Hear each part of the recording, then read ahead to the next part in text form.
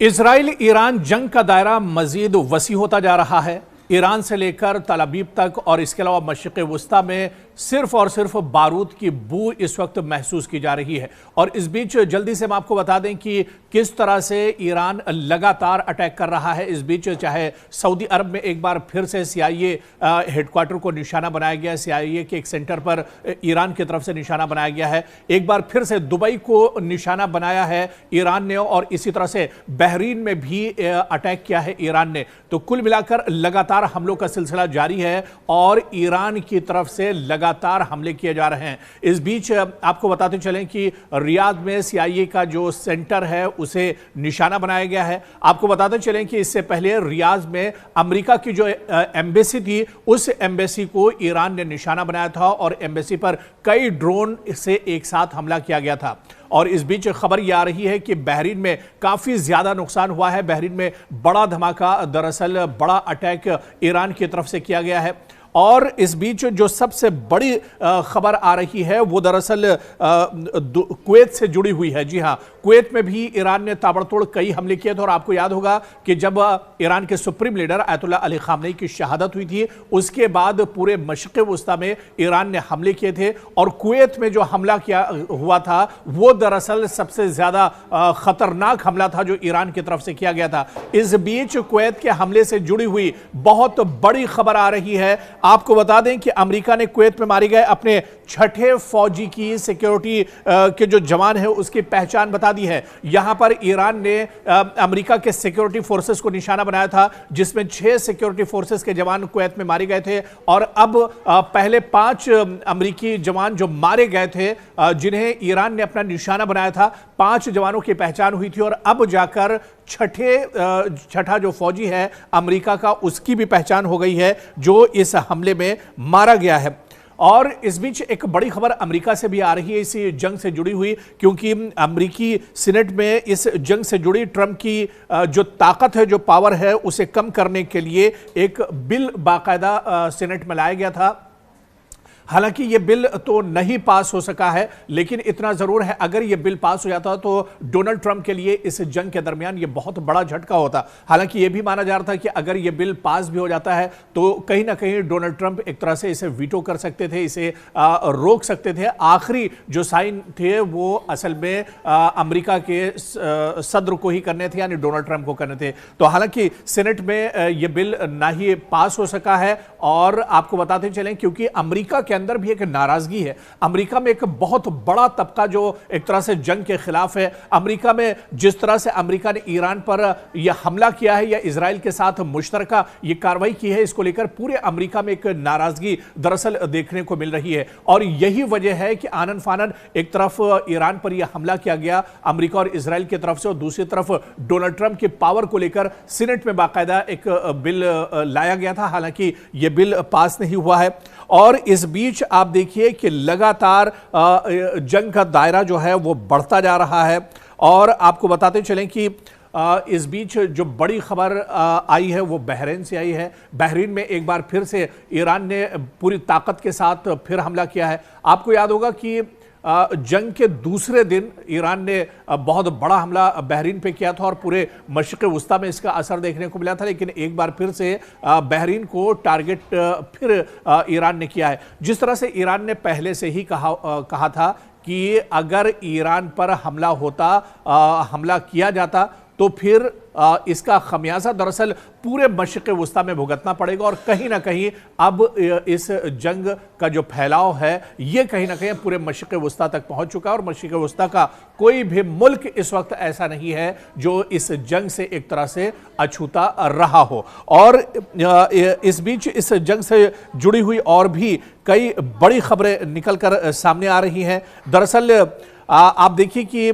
Israel ने Iran और लबनान पर हमले किए हैं, लेकिन इसके जवाब में ईरान ने भी पलटवार किया है, लबनान ने भी पलटवार किया है। बड़ी खबर यही आ रही है कि एक तरफ जहां ईरान लगातार इजराइल को निशाना बना रहा है, और इस बीच आपको बता दें कि कुछ देर पहले की ही खबर है, कुछ घंटे पहले की खबर है, तल अवीव पर ईरान ने एक बार फिर से हमला किया है। और तल अवीव में हमारे नुमाइंदे जिस तरह से मौजूद हैं, नेटवर्क 18 के नुमाइंदे हैं, उन्होंने बाकायदा अपनी रिपोर्ट भेजी और उन्होंने अपनी इस रिपोर्ट में बताया कि तल अवीव में चारों तरफ वार्निंग के जो सायरन है वो बज रहे हैं। लोग दरअसल डर और खौफ में एक तरह से मुब्तला है। लोग ज़ेरे ज़मीन और इसके अलावा टनल में पनाह लिए हुए हैं।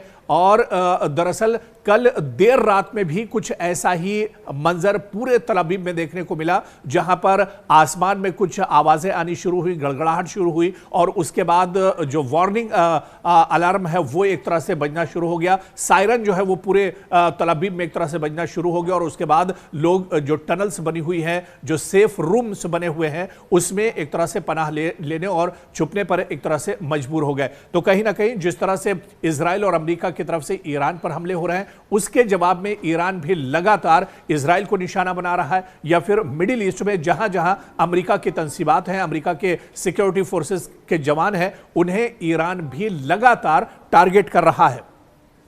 पिछले दिनों आपको याद होगा कि इजराइल ने लबनान पर बड़ा हमला किया था। नॉर्थ जो लबनान है वहां पर हमले किए गए थे, और इस बीच आपको बता दें कि लबनान ने भी एक बार पलटवार किया है और लबनान ने भी इजराइल के कई हिस्सों पर अपने रॉकेट दागे हैं। आप देखिए कि इजराइल दरअसल कई तरफ से घिरता हुआ नजर आ रहा है, क्योंकि एक तरफ ईरान लगातार इजराइल को निशाना बना रहा है, लबनान में हिजबुल्लाह लगातार इजराइल को निशाना बना रहे हैं, हुसी जो लड़ाके और मुजाहिदीन है वो लगातार कहीं ना कहीं इजराइल को निशाना बना रहे हैं। तो कुल मिलाकर इजराइल बुरी तरह से फंसता हुआ नजर आ रहा है।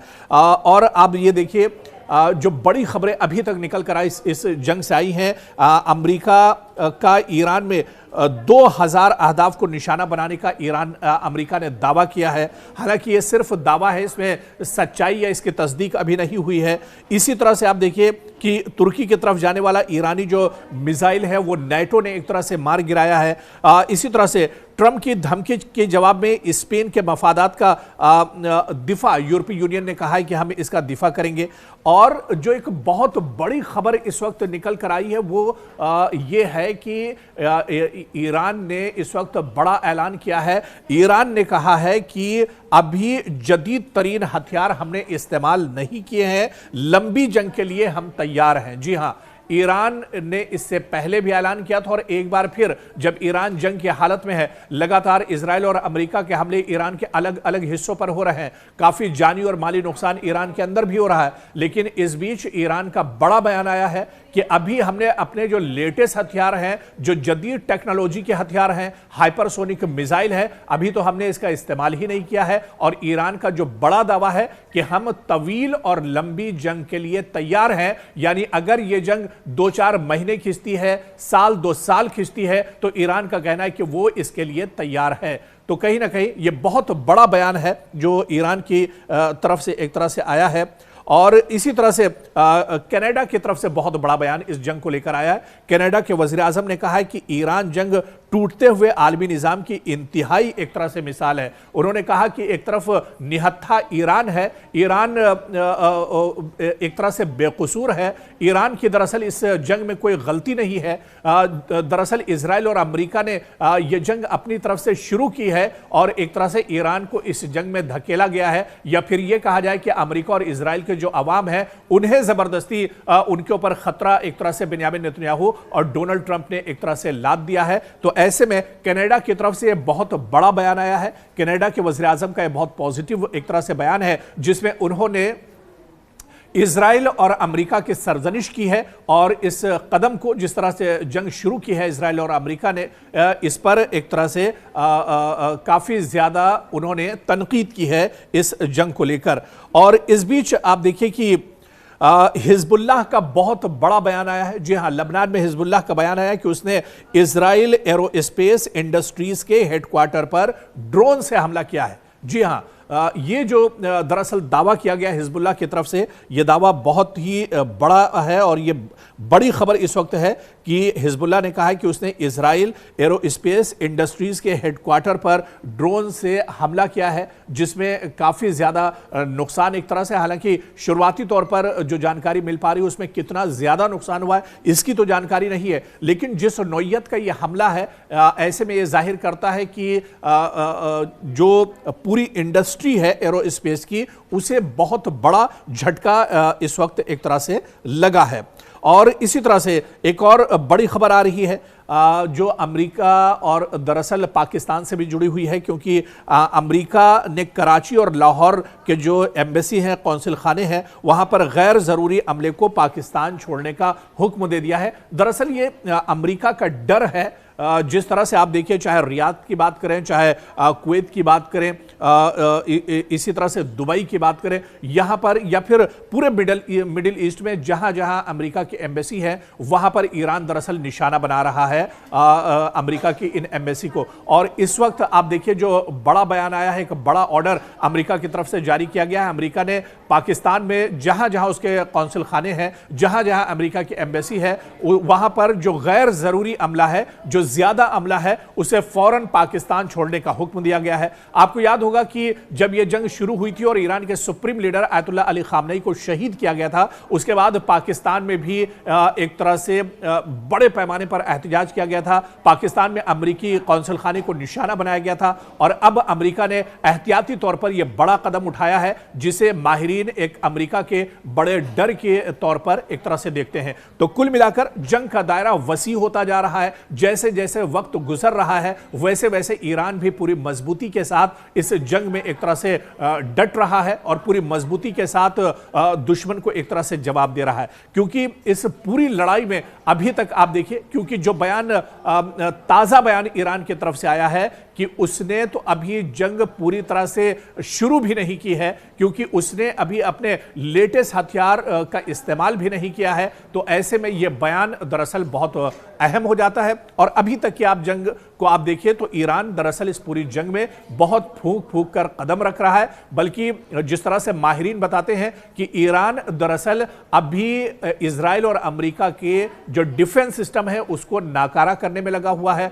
और अमेरिका और इजराइल का जो इंटरसेप्टर है उसे दरअसल नाकारा करने में ईरान एक तरह से कामयाब भी रहा है। और शुरुआती तौर पर जो पुराना असलहा और गोला बारूद है, ईरान दरअसल उसका इस्तेमाल कर रहा है। यह दरअसल ईरान की बहुत बड़ी चालाकी है। ईरान दरअसल बहुत फूंक फूंक कर इस पूरी जंग में, इस पूरी कशीदगी में दरअसल एक तरह से कदम रख रहा है।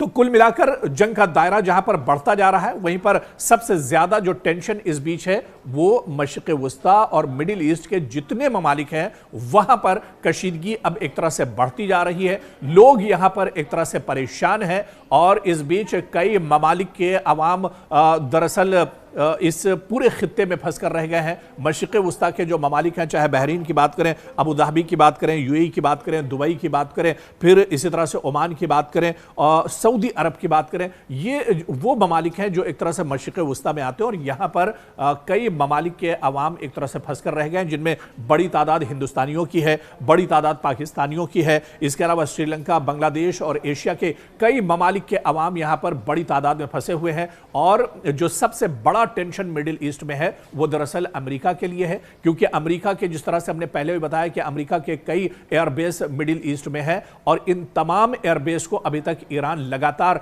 निशाना बना रहा है। ऐसा नहीं कि ईरान के supreme leader Ayatollah Ali Khamenei की शहादत के बाद सिर्फ ईरान ने एक बार अटैक किया हो, बल्कि ईरान रुक रुक कर मिडिल ईस्ट के जो ममालिक हैं, और ईरान ने एक बात और इसमें साफ की है कि वो अरब ममालिक को निशाना नहीं बना रहा है, बल्कि उसके हमले का जो मकसद है या उसका जो टारगेट है वो सिर्फ अमेरिका की तंसीबात है, अमेरिका के वो एयरबेस हैं जहां से अमेरिका अपनी नापाक हरकतों को अंजाम देता है। तो ऐसे में ये किसी मुस्लिम मुल्क पर हमले नहीं है, ये किसी अरब मुल्क पर हमले नहीं है, बल्कि सीधे सीधे जहां अमेरिका की एम्बेसी है, जहां अमेरिका की तंसीबात है, जहां अमेरिका के एयरबेस है या इजराइल के जो इत्तेहादी ममालिक हैं, दरअसल उन्हें एक तरह से टारगेट किया जा रहा है और उन्हीं को तबाह बर्बाद करने के लिए ये हमले लगातार ईरान ईरान की तरफ से किए जा रहे हैं। तो मशरिक़ वस्ता में कहीं ना कहीं अमेरिका एक तरह से घिरता हुआ नजर आ रहा है, और जिस मजबूती के साथ ईरान इस जंग को लड़ रहा है, ऐसे में अमेरिका अब इस जंग के बीच में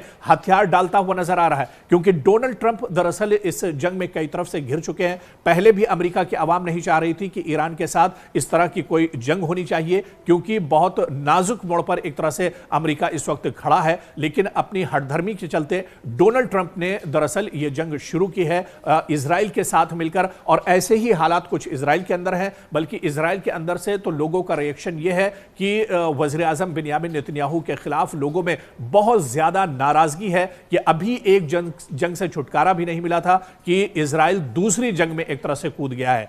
तो इजराइल और अमेरिका के सामने इस जंग को लेकर बहुत से चैलेंजेस हैं, खासतौर से बिन्यामिन नेतन्याहू और डोनाल्ड ट्रंप अब परेशानी में एक तरह से घिरते जा रहे हैं। और जिस तरह से ईरान का बयान आया है कि अभी तो उसने अपनी पूरी ताकत नहीं दिखाई है, अभी उसने अपने लेटेस्ट हथियार इस्तेमाल नहीं किए हैं, इसका मतलब यह है कि ईरान लंबी लड़ाई के लिए एक तरह से तैयार है, और एक मजबूत हिकमत अमली के साथ पूरे मशरिक़ वस्ता में ईरान से लेकर इजराइल तक ईरान ये पूरी लड़ाई एक तरह से पूरी मजबूती के साथ और पूरी हिकमत अमली के साथ ये जंग लड़ रहा है।